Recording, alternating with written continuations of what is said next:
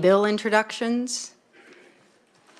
Seeing none, we're going to move on to our first order of business, and we do have a full slate today. So we're going to open up the Kansas Corporation Commission budget. Could we get a quick overview of that, and then we'll go from there.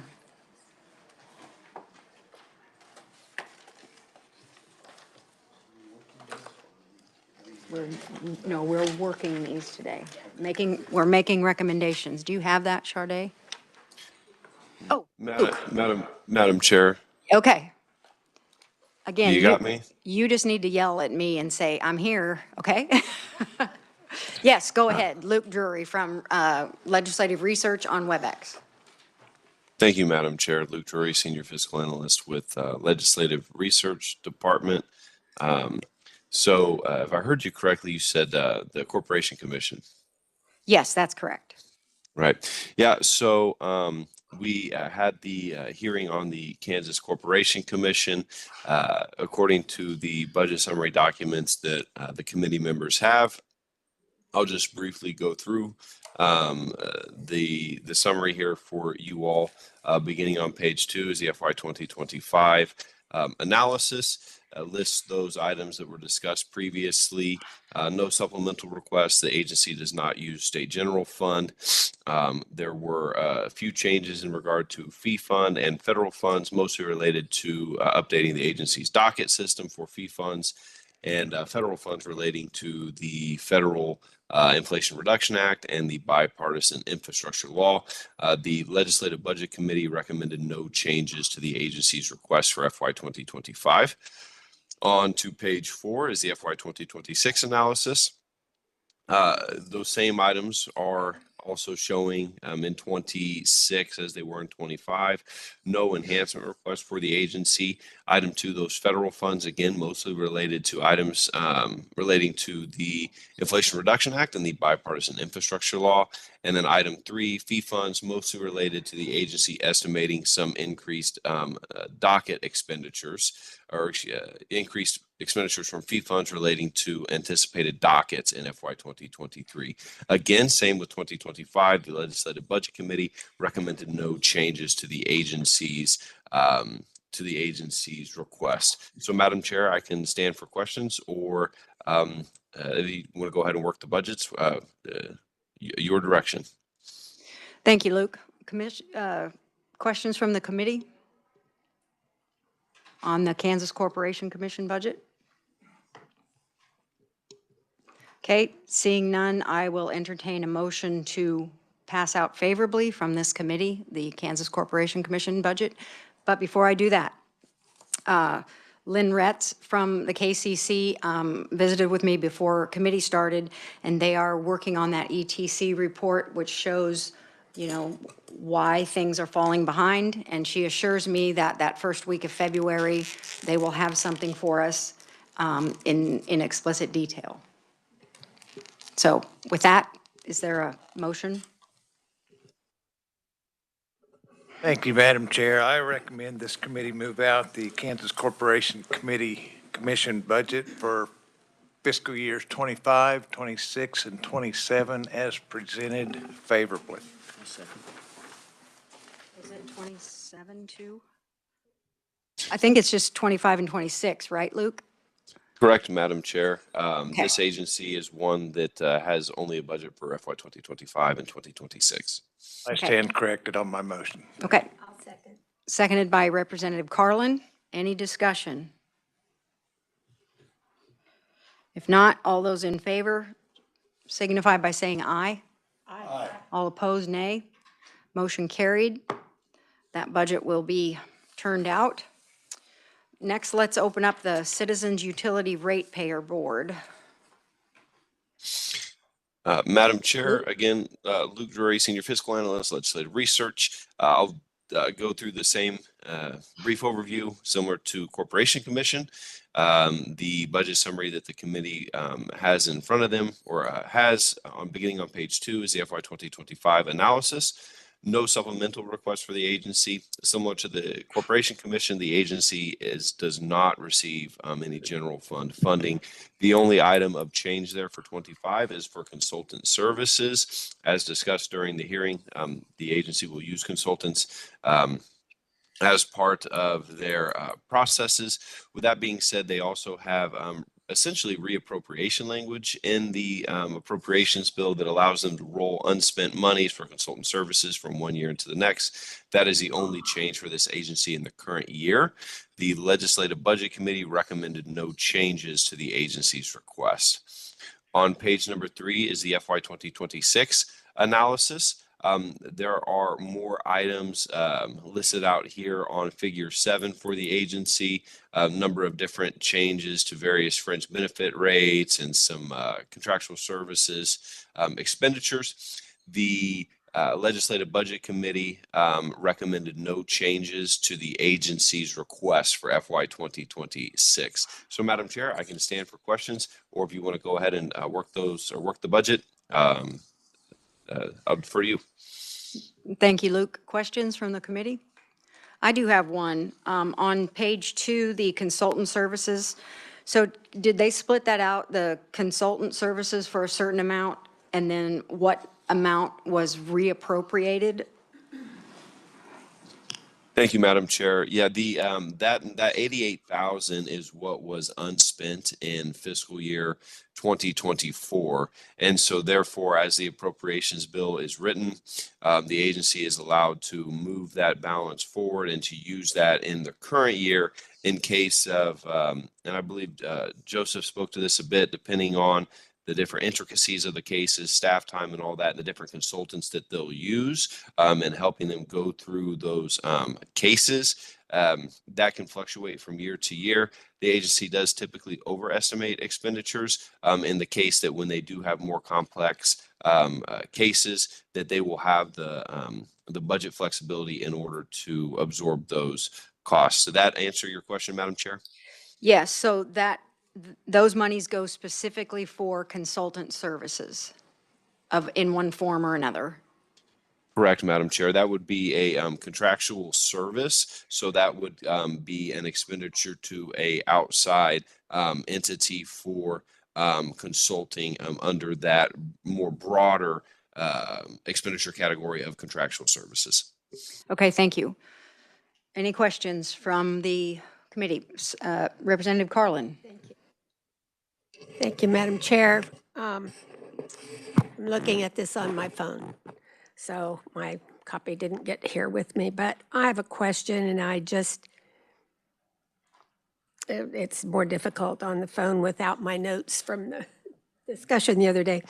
But there are agency requests for additions to health insurance and consultant contracts and other such things. And each one of them lists their request, and then it says, the LBC says no changes. So where are we? Do we need to make motions to put those in, or are they considered in?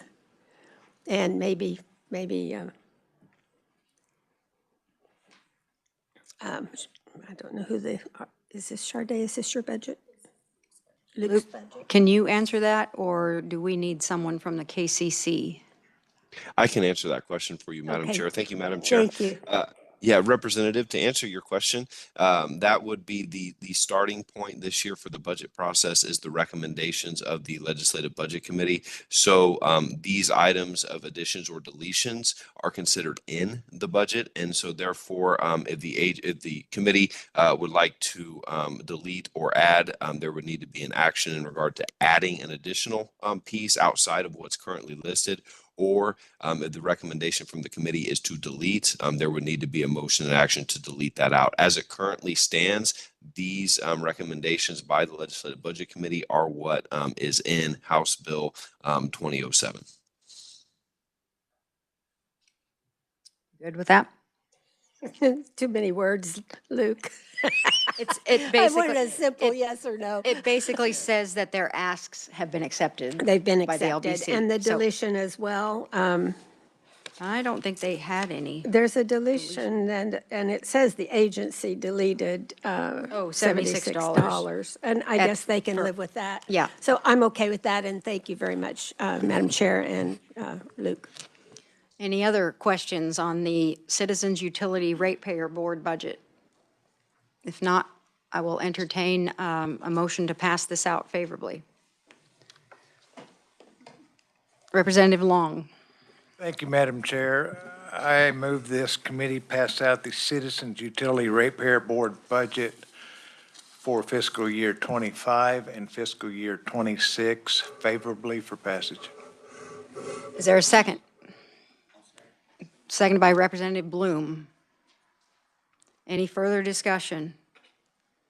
Seeing none, we'll vote. All those in favor of passing the Citizens Utility Ratepayer Board budget out, say aye. Aye. All opposed, nay. Motion carried. That budget passes out. Okay, on to the next. We have a budget hearing from the Kansas State Fair. I believe Brian Schultz is in the audience. Welcome to committee, Brian. Come on up. Oh, no, I need to write a note for that, too. We're going to get an overview from Luke. Thank you, Go Madam. ahead. Thank you, Madam Chair. I'll start off with the budget summary for the Kansas State Fair. The committee should have the budget summary for the agency here. I would just note that first page is an overview of actual expenditures for 24 along with the agency's request, and for 25 and 26 along with the Legislative Budget Committee's recommendations. There is an agency overview there. I would note about what the state fair, just a general overview. I would note that the agency overview here there's a little bit more information there than what has been previously seen on other budgets the committee has heard. That is because more specifically relating to the COVID-19 pandemic and some general fund dollars that were received by the state fair during that time as a result of some cancellation of the fair during that particular year. So there's a little bit more information there for the committee as some background. The actual budget analysis for the state fair starting on for FY 2025 begins on page number 2. As stated earlier, the Kansas State Fair does receive state general fund monies, and that has changed a bit year over year, depending upon some capital improvement projects, the COVID-19 pandemic as well. So item number 1 here, you will see a state general fund reappropriation for the state fair, and that is related to several building projects or capital improvement projects. I do believe this is the first agency as well that the committee has heard that has some capital improvement expenditures, and we'll talk about that a bit more at the end of my presentation. So item 1 is that general fund reappropriation, $3.9 million in unspent general fund monies. 3.6 of that is for the continued renovation of the Bison Arena. $300,000 for additional lighting at the Kansas State Fairgrounds, and then $855 for grounds improvements. Over the last, I believe, 2 legislative sessions, there's been some additional general fund monies put into the Kansas State Fair for that lighting, cameras and lighting projects. And so just based upon timing, the agency is not able or was not able to get those monies. By the time the monies hit their accounts and being able to get the monies out the door, the agency was unable to spend that money for the lighting project. So that's why you see that nice round $300,000 number there that rolled from 24 into 25. Item number 2 is a supplemental request. I will note that the state fair in their budget submission does not have a supplemental or enhancement request. I would note, and Brian will speak to this as well during his presentation, that there is a supplemental or enhancement request the state fair would like to make. And it's just simply not reflected here in my budget summary because of the timing on when the budget was submitted to KLRD and the division of the budget. Item number 3 is capital improvements. the agency is requesting to add $645,000 from special revenue funds. That'd be from their State Fair Fee Fund and their Capital Improvements Fund for various different capital improvement projects at the State Fair. For those members who have been to the State Fair, familiar with it, the State Fair has over 70 buildings, 280 acres, various roads, sidewalks, etc. So just a lot of different buildings or opportunities for just rehab and repair projects that will come up for consideration at the Kansas State Fair every year. And in addition to being used for the actual State Fair, the grounds are also used throughout the year for by the public, whether it be for wedding events or birthday parties, that sort of deal. The public can and does rent and use those buildings at the Kansas State Fairground year-round. Item number 4 is an emergency command center. The agency's request includes about $247,000 in ARPA monies for a emergency command center. I would note that these monies were approved on December 21 of 2022 by the State Finance Council as part of the State Efficiency and Modernization Program. However, the agency had previously estimated expending those monies for the project in 24. However, they were not fully expended. And so therefore, that's why you see this as an addition in 25, essentially rolling from 24 fiscal year into 25 fiscal year. Item number 5 is all other adjustments, as stated previously with some other budgets that the committee has heard. These are those sort of rats and cats agency adjustments that are made throughout the budget. And that would include a reduction of about $123,000. And that's mostly attributable to some lower estimates for temporary staffs. That's partially offset by some estimated increase in contractual services, more specifically relating to some job-related trainings. I would note that for the 2025 budget, the Legislative Budget Committee recommends no changes to the agency's request. Madam Chair, I can move forward to FY 2026, or I can stand for questions. Thank you, Luke. Questions from the committee? Okay, let's go on to 26. Thank you, Madam Chair. Beginning on page 4 is the FY 2026 analysis. Item number 1 there is enhancement request. The agency did not submit an enhancement request at the initial timing of their budget submission, but as stated earlier, Brian will speak to a supplemental or enhancement request that the agency would like to make. Item number 2 is administration building upgrades. I put an OT on there indicating a one-time deal. That is because the agency's request deletes $100,000 general fund for administration building upgrades. The 24 legislature appropriated that money to the State Fair to replace some carpets, reconfigure some office space, and create a secure IT room. And so that funding was considered one time and expended in 2024 and is not carrying forward as part of the agency's request moving into FY 2026.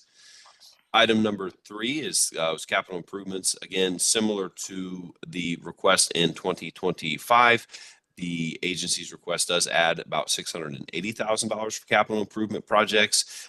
These vary all throughout the year, depending upon the needs of the State Fair.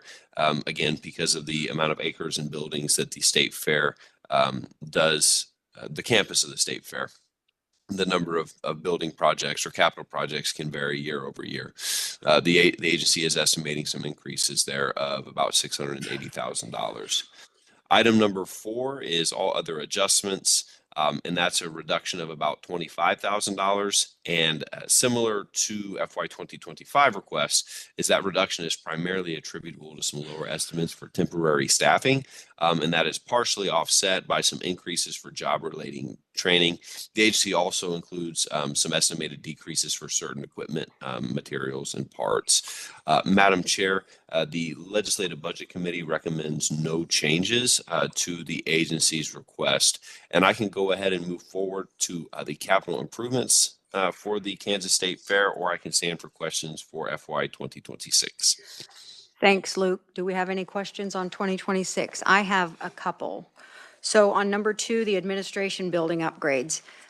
So the State Fair got the money in 2024, That is correct, Madam Chair. And they still have it, or they're just not asking for it again? Do they still have that money, or have they put in their carpets and done their work? That's a good question, Madam Chair. To answer your question, the project, and I believe, and Brian will correct me if I'm wrong in stating this, but those monies were spent and are out the door. The Okay. reason why you will see this as a reduction is because we use the approved number for FY 2025 as the starting point. These monies were appropriated for FY 2024 by the legislature, and so therefore it's not part of the because of the starting point of where we're starting the analysis is why you see that as a reduction of $100,000 general fund. Okay, thank you. That might have been the only question, I guess. So let's go ahead to the capital budget and debt. Thank you, Madam Chair. Yes, when you look at capital improvements and debt services, that will begin on page number 6. Similar to the other tables that you'll see in the budget summary is figure 8 there at the top of the page. 6 lists out some project areas completed and were requested by the State Fair. And then while they're not numbered, they do correspond then to the data entries and narratives down below. And so you'll see here that some of those like the Bison Arena renovation, you'll see that about $5 million of that was spent in the current year, or excuse me, in 2024, with that 3.6 then rolling forward. You'll see the State Fair facility upgrades, ongoing maintenance. That's just a category that is used here to encapsulate all the different rehab and repair projects that will happen at the State Fairground. That can range from items of some plumbing issues, or if a AC unit needs to be serviced, etc. Any sort of general maintenance is considered ongoing maintenance or rehab and repair for the Kansas State Fairgrounds. And then, Madam Chair, I would just note that, again, similar to the other items here found in the State Fair's budget, is that there were no changes recommended to the agency's capital improvements by the Legislative Budget Committee. I would also note that the agency, the State Fair's 5-year plan was heard during the interim by the Joint Committee on State Building Construction. No changes were recommended at that time. I would also note then that the Kansas State Fair's capital budget has not yet been heard in the Joint Committee on the Joint Committee on State Building Construction. But they are scheduled to be heard, I believe, on the 28th, so next week. So just as a note there for the committee as it considers the budget. When you continue through the budget summary, you'll see the standard reference tables on page number 9. Again, for the committee's for the good of the committee, you'll notice there that FY 27 is the starting point to and through the agency's request of 26 shows actual expenditures, both by the general fund and by all funds, those percent change, and then how that compares with the consumer price index over the same period. And then on page number 10 is the special revenue fund overview, which shows the State Fair's fee fund expenditures beginning and ending balances, etc.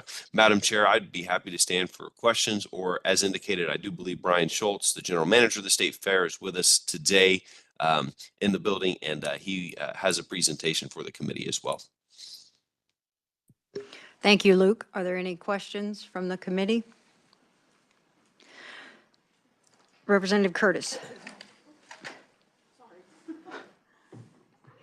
Thank you, Madam Chair. My question is to Luke regarding the capital budget.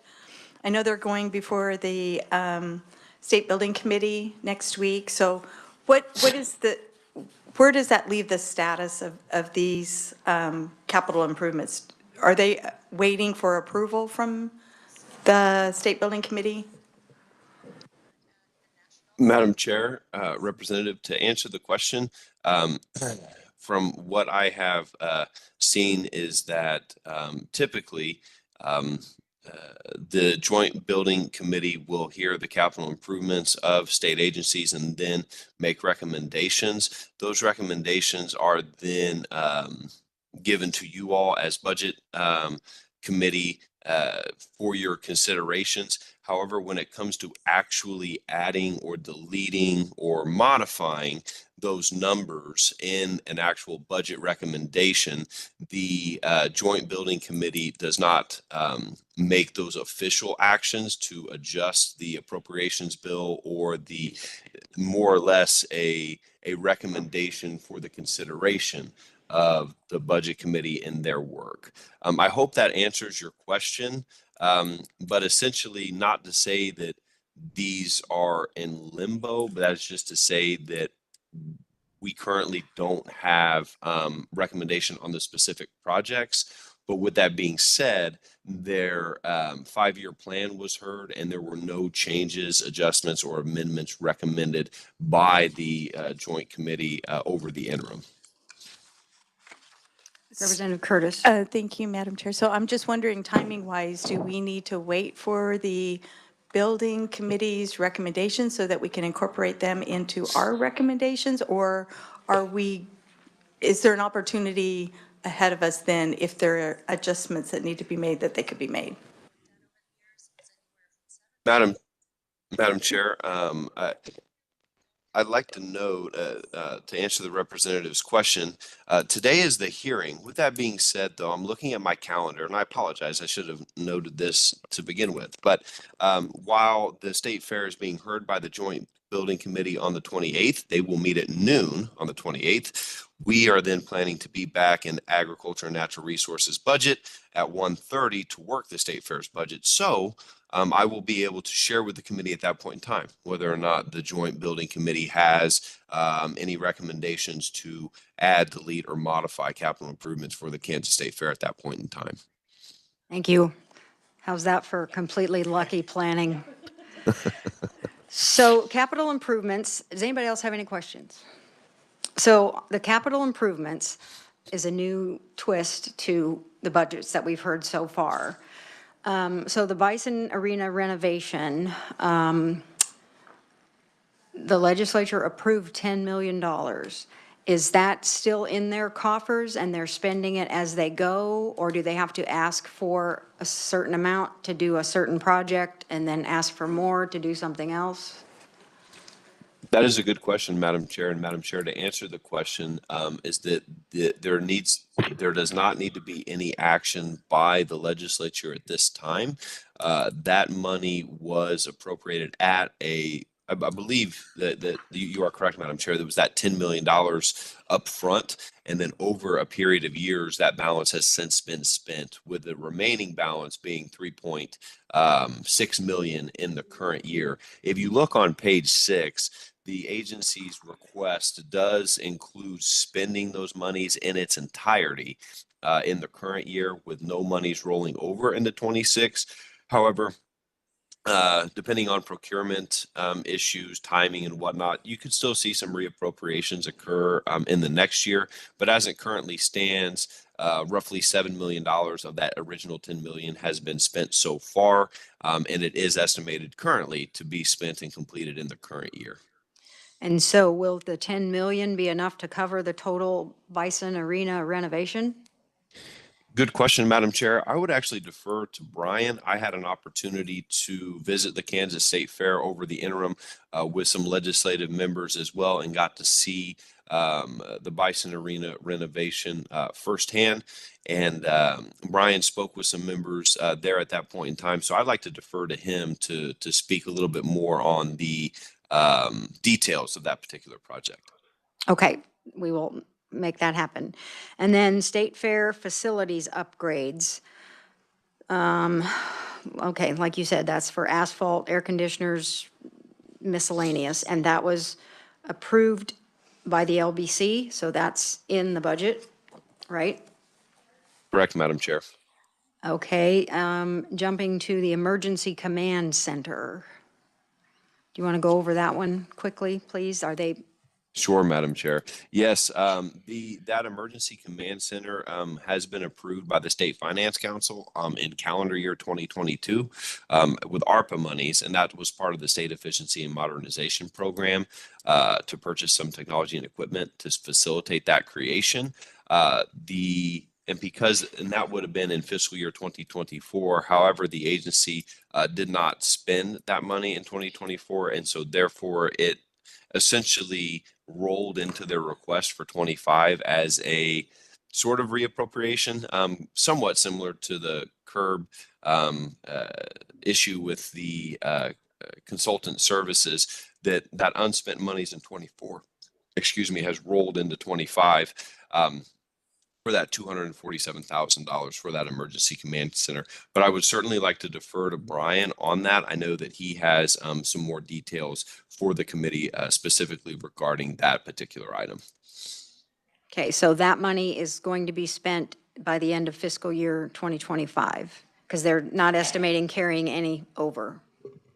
That would be correct, Madam Chair. And I hope I'm not misspeaking. And I see Charday in the room, and I want to make sure I'm not misspeaking. But I believe all ARPA monies need to be completed and out the door by the end of this calendar year.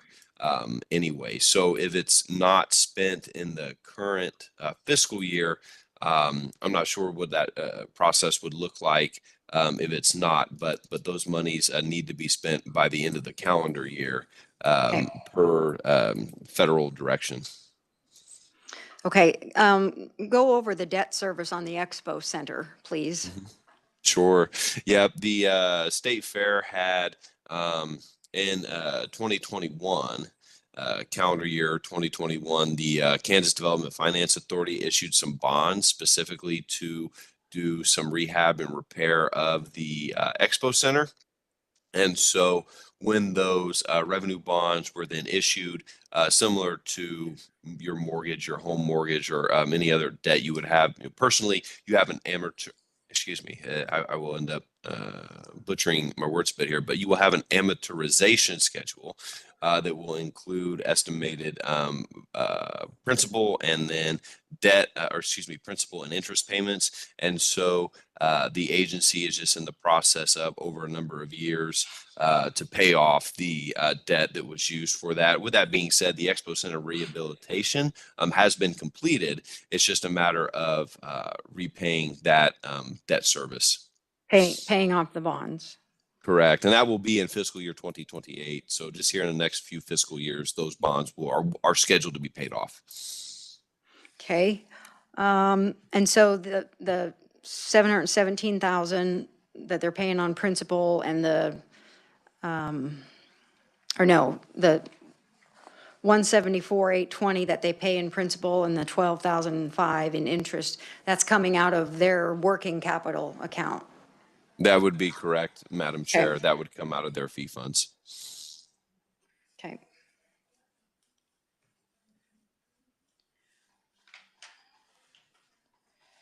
Okay. Does anybody else have any questions? Okay, do you want to just run over the reference tables? It looks like maybe they've extended their budget beyond the CPI rates over the last 10 years, and what the reasoning might be for those increases in 21, 25, and 26, and maybe Brian can answer those. Certainly, Madam Chair, I can speak to that to some degree.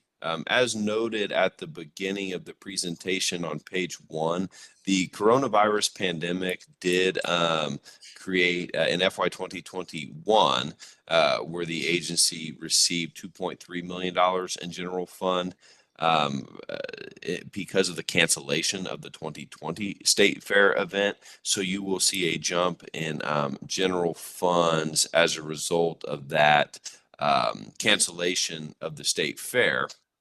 And so you'll see that a bit, that percent change from 19.7% increase to 47.4%. But then in addition to that as well, you would also notice some increases here in FY 2024 excuse me, and that would be related as well to some of those ongoing or yet to be completed capital improvement projects. That Bison Arena State Fair facility upgrades, those were state general fund appropriated. So we can point to some specific points in time as to what caused those. So you have the COVID-19 pandemic, and then you have the inclusion of some capital projects, namely the Bison Arena renovation, which show those increases in state general fund over time. And you will notice, in Madam Chair, that that is topping out in FY 2024. And then according to the agency's request for 25 and 26, those numbers will begin to start going back to what may be considered more historical norms in regard to general fund expenditures for the state fair. Okay, thank you very much, Luke. Last call for questions for Luke. Okay. Now I can ask Brian Schultz to come to the microphone. Welcome to committee, Brian. Thank you, Madam Chair, members of the committee. Brian Schultz, General Manager at the Kansas State Fair. I have a PowerPoint presentation of kind of an overview of the 2024 Kansas State Fair that I'd like to present to you. I'm going to go fairly quick because I know you guys are very busy and have lots of information on your docket. In front of you is also all of the slides, so if you have questions, you can ask questions anytime. Just please let me know. So again, this is an overview of our 2024 Kansas State Fair.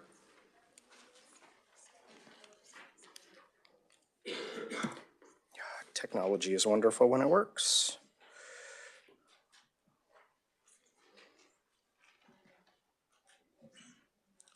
All right, let's see if that is going to connect it.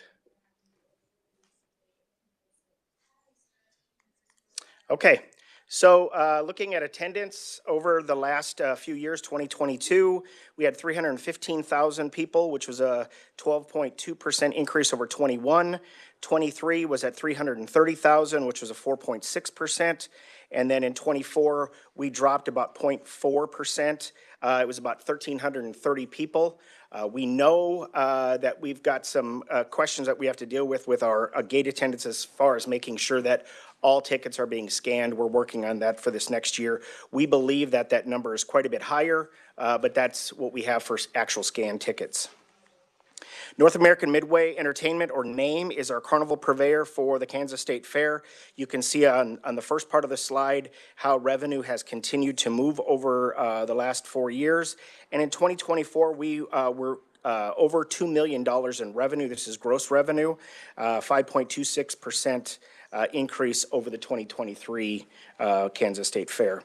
Kind of a lineup for you of our grandstand entertainment, who they were, and the number of tickets that were sold for those.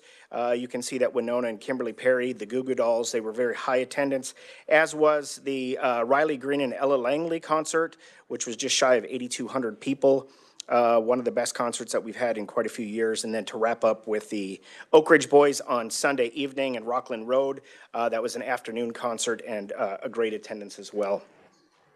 This is kind of our, this is going to be our dollars at the grandstand recap. You can see over the years, we have started putting in more dollars into the grandstand. When it says, like for instance, for 2024, it says it was 115% of show paid.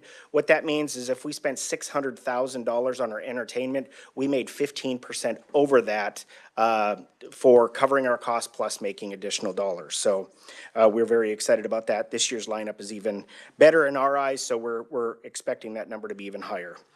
Alcohol sales, as you'll see over the 4 years prior, just continue to grow. This last year, they were at 831,000, which was a 24.4% increase over 23. Again, this is contributed to Senate Bill 2, allowing people to walk around the grounds freely. And again, as I've stated in previous years, our incident rates have dropped to almost nothing. Because you're not having somebody sitting in one of our beer gardens doing one of these things and then getting ornery and walking out where they're walking around with their families and doing things. So Our percentage paid, this is our vendors on the grounds. You can see how they continue to grow over the year. We were at $4.4 million, which was an 18.59% increase. Our total taxes collected at the Kansas State Fair in '24 were $363,000. Commercial vendors, just some updates here. We had 101 concessionaires, 275 indoor vendors, 110 outdoor. Ride vendors in addition to our carnival, 10, so a total of 496 vendors. Some new things that we did this year to bring more people's attention to our Tasty Tuesday. That's an opportunity for people to taste some of the things at a discounted rate. We brought some flags in to do that. New vendors included our tiny homes. We reinstated our information booth. We had a lot of people questioning where things were at. And you can see under the longevity awards, we did give several of our vendors 70-year consecutive awards this year. Livestock, 4-H, and FFA Grand Drive. This was their 25th anniversary. They had 1,587 animals, 788 exhibitors. Premiums paid out was $130,000. We did give 25 scholarships this year. Traditionally, we only give 10. But with the 25th anniversary, we decided to do 25, and we did have the funding to be able to do that. You can see some of the other things that are going on there. This will be our 6th year of the Mustang Challenge. What that is we have Mustangs that are brought in the spring, and then young individuals will auction those, buy those, take them home, and then they'll bring them back to the Kansas State Fair. Remember, these are wild Mustangs. By the time they get back to the Kansas State Fair, they have been worked with so intently that they will lay on the ground. They will let a blanket go over the top. They'll let their individual sit on them and whatever it is. So it's a huge thing for us, and the reunion is planned for 2025. Our competitive exhibits, you can see static open 5,330, and in our statics 5,122. Lots of new things that have been going in this department as well. Our sponsorship department, we brought in a little over 1 million to the Kansas State Fair. Our corporate group orders were just shy of 285,000. We brought on Wichita State University to be a sponsor of Shocker Sunday. This year we do have KU and K-State coming in as major sponsors as well. So we're going back to what before COVID. We're having the universities come back in and get very excited about being there. One of the new things that we did this year was goat yoga. It has been such a huge hit on the grounds that we're probably going to be moving it to 2 or 3 times throughout the morning. So it's kind of a new thing, and people are excited. As is our bingo. We started our first year 3 years ago with one afternoon of bingo, and I think we're going to go to 4 days of bingo because people are asking for it, and it's a lot of fun. Chiefs Red Friday has also been a hit. This last year we had both of the Super Bowl trophies there so people could get their pictures. We've already got in contact with them. Don't want to jinx it, but we will have all 3 trophies there next year as well. So, and as the bottom line there, weather, this is the first time in 24 years that we didn't have inclement weather. And again, knock on wood that it continues doing that. Education department, we started a new program called esports. We had a lot of kids that were coming in and wanted to get involved with that gaming, so we're going to continue to build up on that. Broadway's Rock of Ages was one of our entertainers at the grandstand. They came in and we brought in 150 kids, and they spoke to these kids about what it takes to become a Broadway entertainer, from a musician to in theater, whatever it was, and the kids thought it was fantastic. We're looking at repeating that again this year. Lots of other things that you can read on there as well. We had approximately 4,800 kids in our marching bands. We're expecting that to probably go up again this year with KU coming in on Tuesday and potentially bringing their band. We had our field trips of 2,600, and our forensics, 500 kids, 300 in our Scholastic Press Corps, and we had over 50 counties represented at the 2024 Kansas State Fair. That is a little lower than we've had in the past, but we are working on that to continue to increase that. Some of the marketing things that we did differently this year, we started out with a golden ticket contest. We had a ultimate fair experience for the winner and 3 of their friends or family. The promotion captured close to 10,000 new emails and contacts that allowed us to talk to them about concerts, food, and things like that. We were expecting just a small amount of people, but it grew. This individual got VIP parking, concerts, all those type of things. And we also had about $2,500 of product that vendors on the grounds gave to them, and they were kind of an ambassador for the state fair. We will be doing that again here this year. We also rolled out our brand new app. We were expecting maybe 5,000 to 7,000 people, and we had nearly 20,000 people download the app, resulting in about $68,000 in purchases for concerts and gate tickets. We also increased our presence via email. That's how we do the vast majority of our marketing because it is a lower price area. And again, you can see that it generated just shy of $241,000 in combined revenue. Some other promotions that we did, our grandstand promotions. One of the questions that we received from some of the legislators in the past is where are our ticket sales coming from? You can see each one of these blue dots on here will represent where we had gate tickets by zip code. This is our grandstand purchases by zip code. And then we have our grandstand purchases by zip code, so you can see in a bigger base of the United States. Fair time camping revenue, we were at about $114,000 in revenue there. Dry camping is something we started about 3 years ago. This is no services, it's $10 a night. You bring in your camper. We do have porta potties and garbage cans, but that's the only services that you'll receive. Continue to build that up as well as selling out our RV spots in our on-site campground. A few other revenue things that have come up with fair time camping. And then non-fair revenue, this is one of the things that Mr. Drury talked about. This is where we have about 500 to 550 other events on the grounds. Revenue here is about $385,000 just for the building. And then with all the inclusives of tables and chairs and stages and feeds and all that stuff, we're just shy of 550,000 people. We project that we bring in over 80,000 people on the off season. And then also some RV rallies that we host following the state fair, their numbers and the revenue that that brings in. Weddings and quinceañeras. And then this is just a quick list of all of the other, just some of the other things that we do on the grounds year round. And then just to get into the 25 fair real quick, we have announced Jeff Dunham. He will be coming in the first Saturday of the fair. Ticket sales have been tremendous on that. We are at about 85% show paid already. So we're very excited about seeing where he's going to take it. We will be starting to announce more concerts as of the 17th of February and continue every other week. Safety and security is a high priority at the Kansas State Fair. And I want to say thank you first off. When we look at some of the state general funds that have been given to the Kansas State Fair over the years for lighting and cameras and things like that, we have been told by our visitors that they feel a lot safer on the grounds just because of the amount of lighting that's out there. We still have $300,000 in lighting that we'll be doing.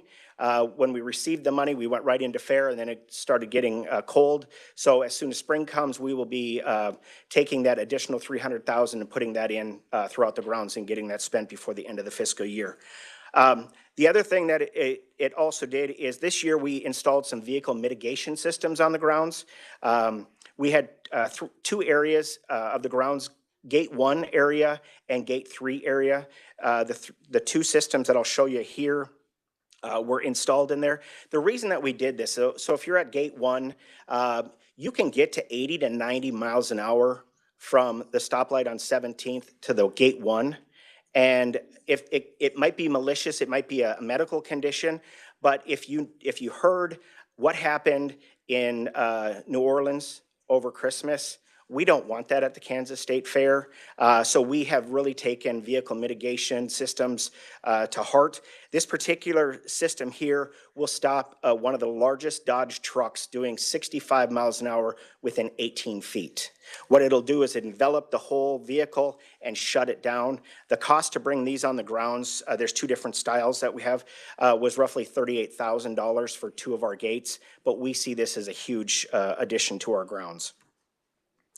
One of the enhancements that I will be asking for is to the expansion of our emergency command center. We did receive the $250,000. We have encumbered the vast majority of that money working on this building right now.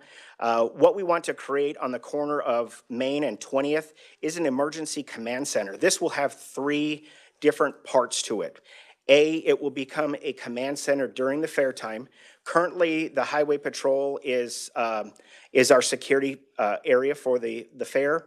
They are in a building that is maybe this big here, and when you have 40 Highway Patrol troopers and then you have EMS, you have drone pilots and all that kind of stuff in there, there's not enough room. Also, there's no place on the grounds for us to get together if we would ever have a major incident on the grounds. That's the reason we want to create this emergency command center. On the lower side of the screen, that will be the command center. There's a box on the top that says dispatch. Currently, we have dispatchers from Reno County, and we have the Kansas Highway Patrol dispatch there. So they're sitting next to each other, they're talking, and being able to get out to our troopers for incidents on the grounds have been cut from 30 to 50 seconds to 2 to 3 seconds because they're sitting there and being able to talk. The top half of this would become the new facility for the Kansas Highway Patrol. It would become their year-round facility. This is where we would have them come in on their off shift or during their shift to be able to do paperwork and everything else, and also having meetings. We also are the VIN inspection location on the grounds. And that brings in 30, 40, 50 cars a day, 3 days a week, which is right in our main parking lot, and it takes up a lot of our space. We've had quite a few incidents where cars have come through there and crashed into other cars because it's such a small area. We would really like to have that moved off of our main area, and that would be part of our emergency command center. So this would also, like I said, be for the Highway Patrol new home during the fair, and then off-season, if we would ever have an incident on the fair or somewhere within Hutchinson, that we would be able to go to one area and be able to have everybody in there. Estimated cost on this is $2 million, but remember, this is part of our emergency plan. Safety and security is the #1 thing at the Kansas State Fair, and without a building like this, we are having a lot of trouble being able to get people together to do our emergency command. Just really quick, here's one of the ads. I don't know if you can turn on the sound. Railroad. Grab your tickets for the train and feel like a kid again at any age. There's nothing quite like taking in the sights and sounds of the Kansas State Fair as you Yep. We'll just verified at the Kansas State Fair, September 6th through. Yeah, technology, right? In the interest of- Again, we appreciate the support that you've given us in the past. We look forward to working with you guys in the future. The traditions that happen at the fair are huge. We want to continue those, and we hope to see you on the 5th through the 14th of September. I can answer a few of the questions that have been proposed. #1, the Bison Arena. We did receive $10 million on that. We have expended a little over $5.1 million on the actual reconstruction of the building. The other part of that monies was architects and all the other things that go into it. Phase 1 will be completed by August. That will be all the exterior of the building. The brickwork will be all retucked. We have some of the corners were starting to sag a little bit. We brought those up and pinned. We'll have brand new roof, new windows, new doors, and electrical brought into the building. $3.5 million is estimated of what we are going out for a phase 2 renovation. That will take all of the $10 million out. That will, on the interior of the building, that will complete about 50% of the floor, and we'll be able to open it up to start using it for fair. We are on the process right now of doing some major fundraising and working with a company. We just received notice from procurement. We've been working with them for about 7 months, 8 months, trying to get this company and or somebody to come on to help us with fundraising and also procurement of interactive displays on the inside. So we are in the process of doing that. The other question is the ECC building. I've talked about that. And finally, the Expo Center, the capital improvements that are, or the monies that are expended, that $190,000, that comes directly out of our capital improvements fund every year to pay off that bonding. Madam Chair, I would be open for any questions anyone has. Okay, questions. We have time for maybe one or so. Representative Rogers. Thank you, Madam Chair. That's really the question. Thank you, Brian. Thank you to your Fair Board. You all have done a great job in continuing to make improvements every year, and so that's really it. I know we're out of time, Madam Chair, but appreciate you coming.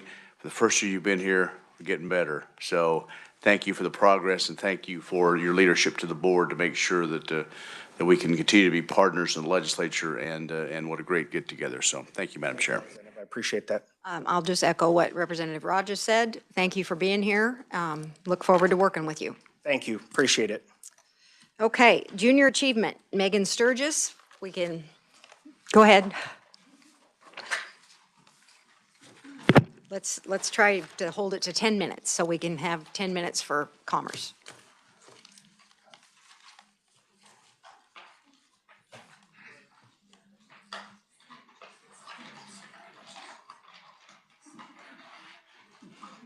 Are we going to do something spending-wise with them or just information?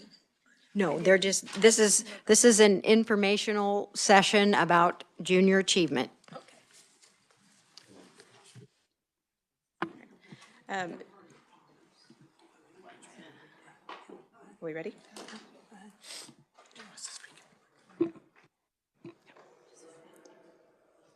If the blue light's on, you're good to go. You hear me? Okay, all right, thank you. Chair Mosier, Vice Chair Long, Ranking Member Carlin, and members of the committee, thank you for the opportunity to testify today. My name is Megan Sturgis, and I'm the President and CEO at Junior Achievement of Greater Kansas City. In my role, I have been in that role for 10 years, and I've been, JA has been approached by the community to help solve some workforce challenges. So we are here today to present an opportunity and a new initiative called 3DE that is helping to bridge academics to the workforce and really helping prepare a qualified talent pipeline here in Kansas. I have students here with me from Olathe Public Schools in the Olathe Olathe East in the Olathe Public School District, and no one better to speak about the impact and power of this program than these students. So I'm going to turn it over to them and let them run through their presentation. Don't forget to say your name, please, for the minutes.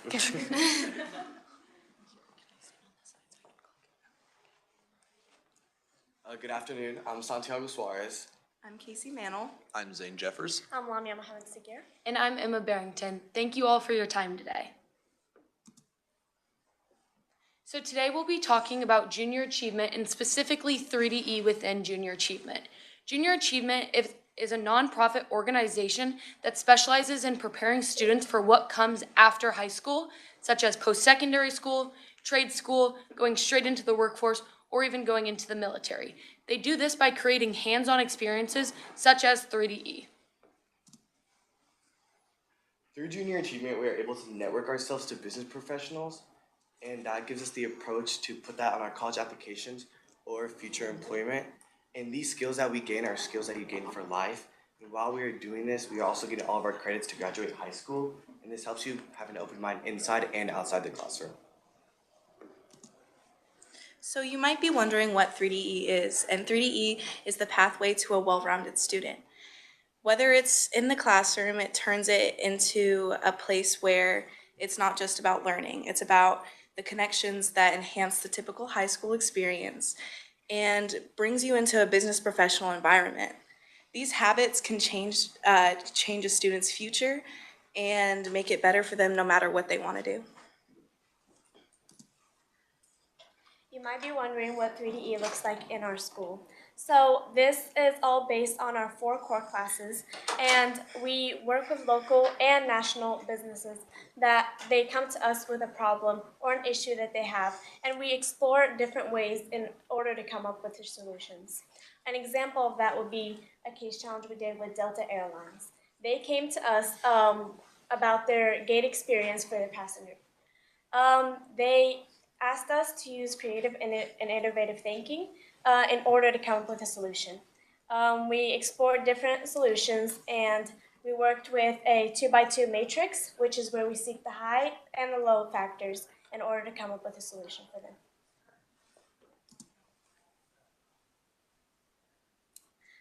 You might be thinking 3DE is just a program, but there's a lot of different factors that go into 3DE. Those include the school district, JA, also business partners. Here are some local KC business partners that we have worked with, and one I'm going to highlight is QIT. QIT, we worked with our sophomore year, where we had to conduct extensive research on which AI would be best for them for their construction proposals. And alongside with that, instead of presenting them a multi-slide presentation, it was a 1-slide infographic. So this forced us to be creative on our design and the way that we would present it. And alongside of that, we used a tool called the design thinking process, which showed us if our solution was viable or not. And I highlighted this specific one because it pushed me that it showed me that I shouldn't limit myself to my creativity. So 3DE in itself is a journey starting freshman year going all the way to senior year. Freshman year and sophomore year are the most similar in the way that we both have 6 case challenges, but it's with completely different business partners. But we use the 6 same core competencies to understand and more develop what the business partners need us to do. However, the difference between freshman and sophomore year is the fact that at the beginning of the freshman year, it's very surface level presentations. People are nervous going on stage, speaking in front of their peers. But at the end of sophomore year, they have the confidence to speak in front of people, and they start to present in ways they feel comfortable doing it. And then having all that creates a foundation for 11th grade, which in 11th grade, we have the opportunity to create a business and pitch it in front of investors on market day, which is going to happen this year on March 8th. So for 12th graders, we will have capstone classes. So then at the end of that, I'm excited to see what we will gain from that, take into post-secondary, and take in for the rest of our life. And then these are our 6 core competencies that we dive into all of the years in 3DE. Specifically today, I'm going to be talking about cultural agility. Cultural agility was utilized in our sophomore year case challenge with Sporting KC, and they were tasking us to find an issue to their problem, looking through the eyes of a 20-year-old to a 25-year-old. So doing that, we had to look and think of what their issue is and how we can find a solution that doesn't fit us, but fits their target market. And taking that, knowing how to use cultural agility will help in the future, because personally, I want to go into some type of marketing. So being able to take those skills that I've learned from high school and knowing who my target market is and how I can reach out to them and how I can market my product specifically towards them will help me in the future. So 3D has personally impacted me as setting it up for my future in college and also in the business world. Over the last year, I went to KU for the business school open house, and I went to a couple of the classes, and I noticed that a lot of the things that they were saying that we were going to do in those classes were things we were already doing in 3DE, like the case challenges and case studies. And I asked some of the teachers afterward, and they said this would put me ahead of the curve because of the college level skills that I'm learning right now, and also the college level thinking that we're using in the class. And this would set me apart from other people who are not in 3DE by helping me with my work ethic. And 3D has really changed the way that I think overall about how I find solutions to problems and how I do all these case studies and stuff like that. Another thing 3DE has really impacted with is creating leadership skills and leadership opportunities. For me, in 11th grade, I have the opportunity to help go coach 9th and 10th graders at the beginning of their case challenge and find viable solutions for them to use and possibly take into the culminating event and have them present in front of all of their peers. I've always known that I wanted to study business in college, but being in 3DE solidified and made me excited about my decision. Some skills that I've learned in 3DE are public speaking, taking initiative in projects, and building relationship with my peers. And the unique aspect of 3DE is that the community it fosters. And since it is established all 4 years of my high school, I worked with a lot of different perspectives and personalities, which makes me a better collaborator outside of the classroom. So these are a few possible partnerships that JA could partner with. And so we know that 3DE works in suburban and urban areas, but we want to expand to places like Clay Center where there's not as many people or it's a smaller county. And these are a few businesses that we could partner with. So you may be wondering, why are we here? Why are we telling you about JA 3DE? Why do we love it so much? For me, my personal favorite part is the community that 3DE has created. I went into my freshman year of high school knowing a few people, but not everyone. But 3DE created a place where I can make new friends and work with others throughout all of our case challenges and create more diverse inner circle. I agree with what Emma said. Our community is irreplaceable, but also the experiences that I've had are like no other, and I haven't seen anything like it in an academic setting. For example, like high-fiving the Sporting KC mascot, or over the summer I went to present at Crown Center to hundreds of business professionals. When 3DE was being presented in front of me in 8th grade, it was something new and creative and something that interested me, so that's the reason why I joined it. But the reason why I stayed in it is on top of kind of what they said, the academic atmosphere and the community fosters. That together just made school more enjoyable for me, being one of the few people that don't really enjoy school that much. I think that's a really big aspect. Like my peers have already said, the community is a big part of why 3DE is so special, but also the skills that it teaches us. Professionalism and creative thinking, new ways to come up with solutions, and those are skills that should be taught in all schools, not just in 3DE. And we are so limited to those skills for the students that are already in it, so I think that's why we should expand. Thank you, and we'll be happy to answer any of you guys' questions. Thank you very much. What a vitalizing group of kids. We have a representative from the town of Clay Center. Why did you pick that town of all rural areas? Anything particular? One of our teachers this year, she had people who grew up there, and then we wanted to go dive deeper into the smaller towns that don't really have the connections that we have when we're in Olathe, and we're super close to Sporting KC and companies like that. Any questions? Thank you for coming before us today. Okay, now we're going to quickly hear from the, afterwards. From the Commerce Community Development Block Grant Program, Rachel Willis with the Department of Commerce. Welcome to committee. Thank you, Madam Chair. And members of the committee. My name is Rachel Willis. I'm the Director of Legislative Affairs for the Department of Commerce. That's a tough presentation to follow. So, no, I'm really excited to be here today to tell you a little bit about Community Development Block Grants. It's a program within our quality divisions at the Department of Commerce. It's a federally funded program, and I haven't had a chance to speak about it or kind of update you guys on that particular program, so I'm happy to do so. So this, like I said, federally funded program provides dollars for projects that help low to moderate income neighborhoods thrive. So these projects range from anything to sidewalks, to community centers, to youth training jobs, and of course, much more. So this program, the Community Development Block Grants, or sometimes what we call CDBG, because we like all of our acronyms here, was established by Congress in 1974. So it's been around for a long time.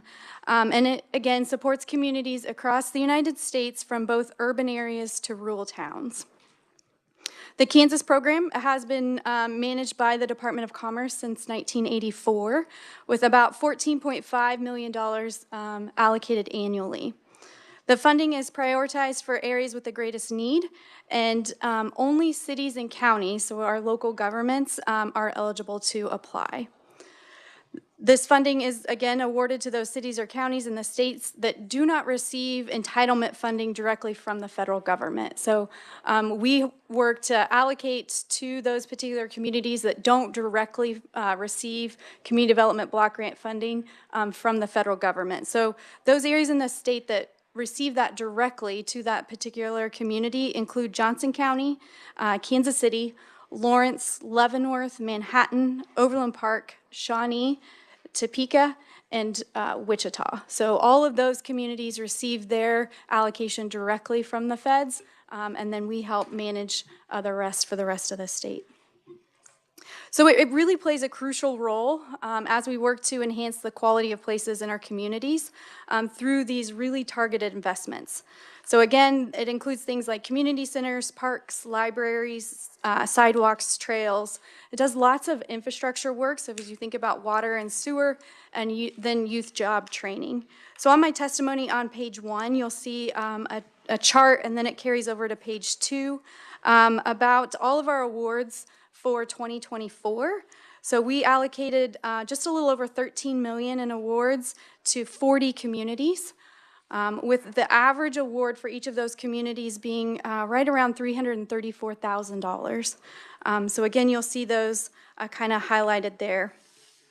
It is important to note that we do require a match with each of these grant applications. So we like for that local community to also be putting some skin in the game, if you will, with these grants. So most of them require a 25% match.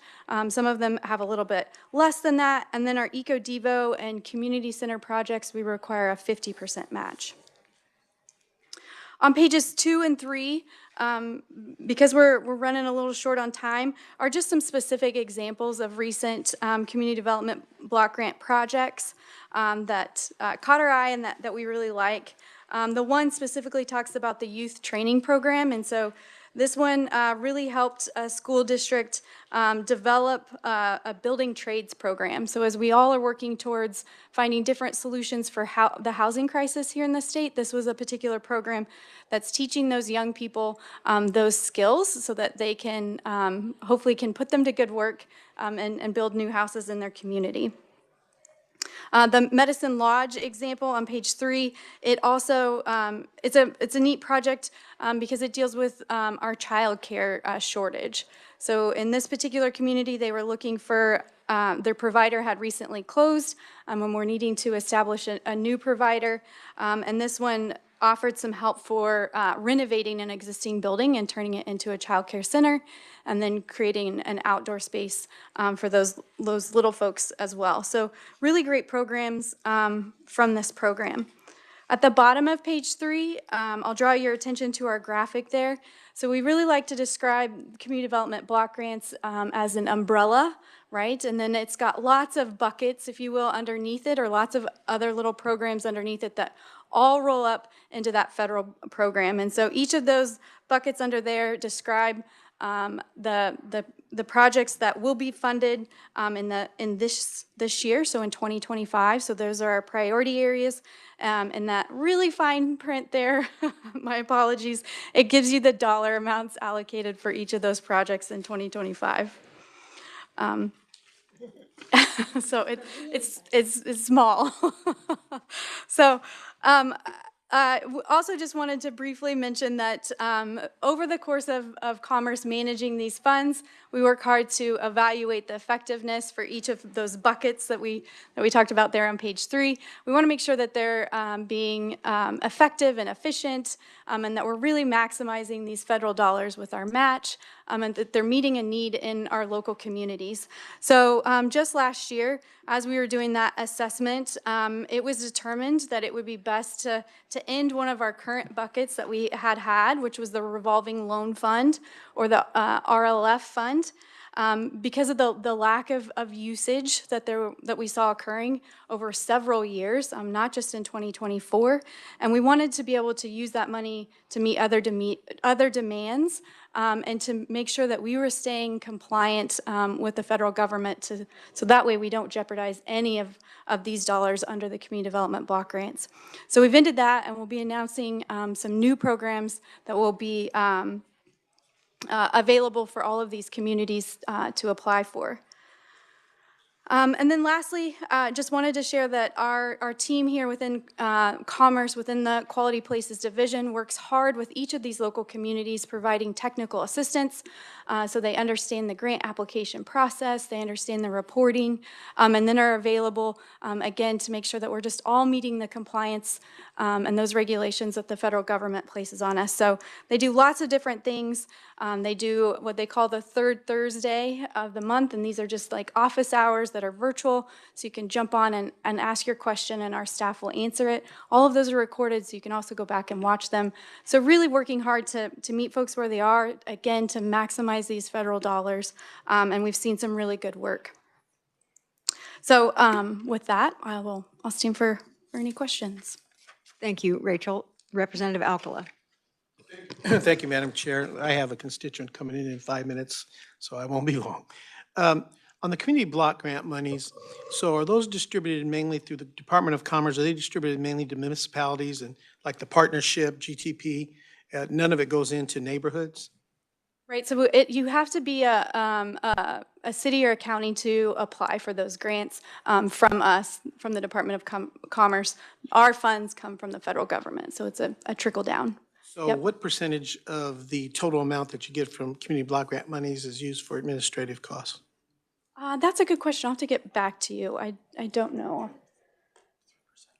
There we go. So we've got my program manager. I phoned a friend. 3% of those dollars. And of a total of how much? The total is right around 14.5 million is what our allocation is from the federal government. Yes. The rest is distributed? Yes, sir. Okay. Yep. Thank you. Thank you. Yeah, good question. Thank you. Other questions? Representative Rogers. Thank you. Thank you, Rachel. So, and Representative Alcala kind of talked about that. Is the line from you then back to city managers, city commission? I mean, again, some of these small communities, I think that's part of the reason why maybe, and I think you've done a better job in the last few years of getting that, you as the CBD, even Commerce, trying to get these out to some of my communities, that they either were unaware or it was difficult to get that. So I know part of it is, well, I didn't know that was available, or again, maybe something that was there a decade ago. So, but do you work with economic development people as well to say, hey, talk to your city manager, city council to say this is available to do some of these projects? Yeah, Representative, you're absolutely right. So we've taken a new strategy where we're really, really focusing in to make sure that folks understand all of these opportunities and how to apply them and when the deadline is and provide that technical assistance. So working with EcoDevo folks, we also, the Community Development Block Grant team works with our Office of Rural Prosperity to make sure that that team that helps our rural communities understands and is aware of these opportunities and programs. So yes, really trying to promote it as much as we can. We've also gone really kind of outside the box. So as we think about one of our project types is, around childcare and early education facilities. So working with the Children's Cabinet and KDHE, who does all the licensing, and some of those folks that have regular contacts with some of these folks and know where the needs are, really trying to promote it and make sure that everybody understands the opportunities. Oh, okay. Madam Chair, I'll be very quick. The revolving loan program then would go away. I'm guessing it may be, quote, successful enough, because I don't know if people realize that. A lot of us in our small community, we try to do that to try to spread the wealth. Now, if that goes away, I'm looking at long term and to really, get that 7-time return or whatever on that money. Are there going to be something like that, though, for communities, and I'm going to split it out to where communities say 5,000 and below, or, I mean, I know there's a lot of federal tie, and so is that really what's hampering you, is the Fed guidelines? Yeah, so I think that those are always difficult for all of us. And I think we just didn't see the usage out of those funds. So our local communities weren't making any of loans, not just last year, but for several years in the past. And instead of that money just sitting there, we wanted to pull it back in and figure out ways and meet other demands that we're hearing and other needs that we're hearing from rural communities. So yeah, we'll have new programs ready to roll out, and all the folks will be eligible. Thank you, Madam Chair. Thank you. Quick question, on a scale of 1 to 10, how hard is it to fill out these grant applications? Are there 100 hoops to jump through, or is it?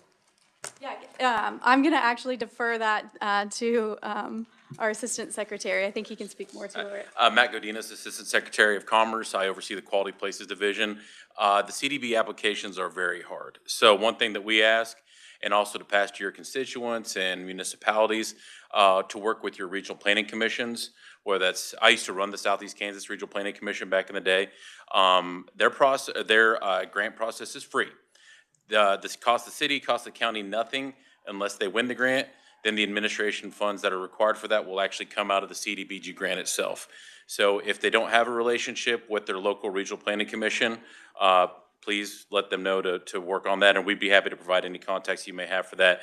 But they are very difficult. You want a professional to do it. There's a lot that goes into it, but the regional planning commissions do offer that for free. Okay, thank you for that. Thank you for being here today. Appreciate it. Representative Bloom. Ms. Willis, of all the people I've worked with around here, you have to be in the top two. You've answered every question I've ever asked you. You've gone way beyond the duty of what you should have, and I thank you very, very much. Thank you, Representative Bloom. So, no meeting tomorrow.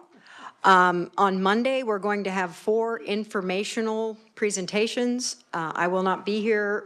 Vice Chair Long will run the meeting.